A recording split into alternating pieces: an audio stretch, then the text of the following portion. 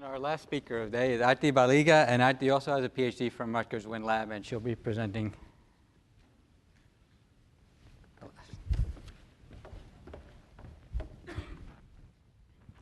Thank you, Gus. This is joint work with my colleagues Paris Koskun and Jeffrey Bickford.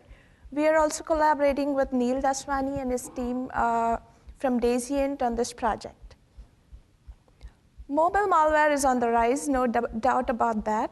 There are several reasons for this. Mobile devices host a lot of sensitive information centered around our day-to-day activities.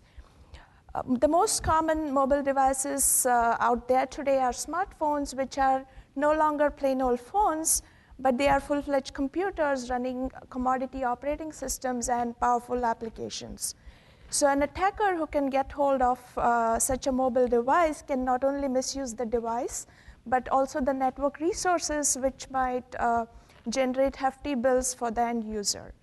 So in terms of detection in the network, we think that the mobility network offers a few opportunities.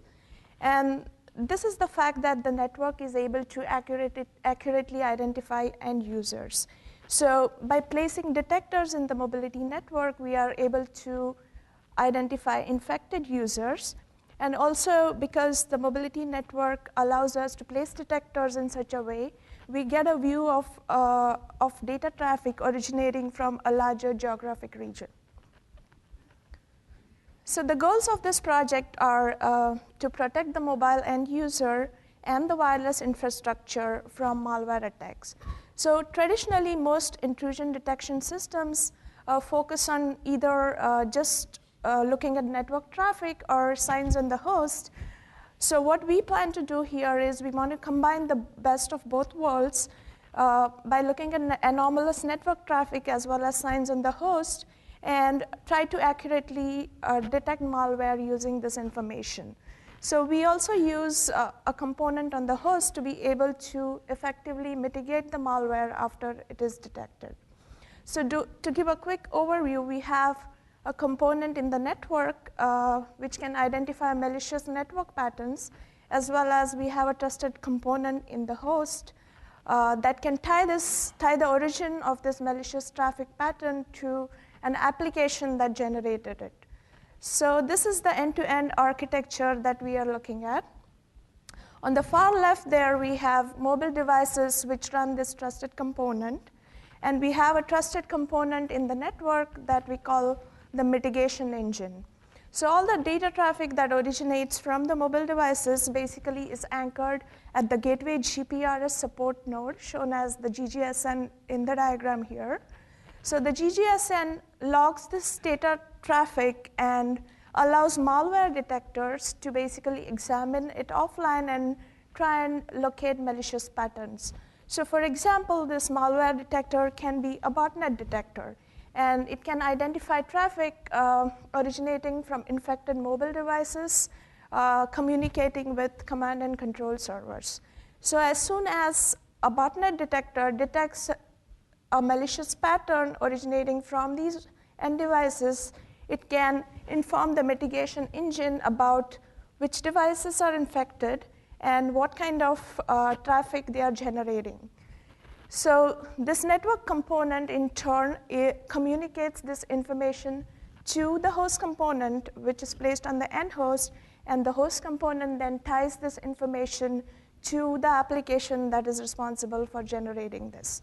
So by making this connection between the network and the host, we can effectively mitigate the attack as soon as we find it. So the host component can, let's say, stop the binary from executing right away and help the end user clean up his device once this infection is detected. So quick look at how we place this host component on the end device. So we have a virtual machine monitor architecture where we could place this trusted component inside a privileged VM.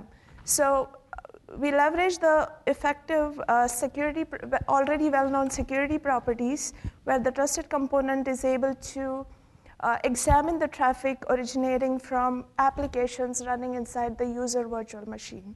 In a non-virtualized setting, we just place the trusted component inside the operating system where it's able to intercept and examine traffic from applications. So to quickly conclude, placing the host component basically allows us to mitigate attacks as soon as we detect it in the network and clean the device after an infection.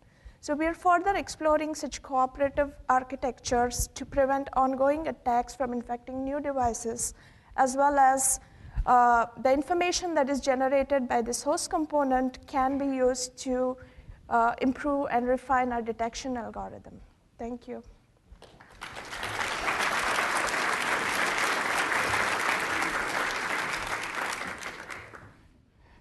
Well, that's the end of the day.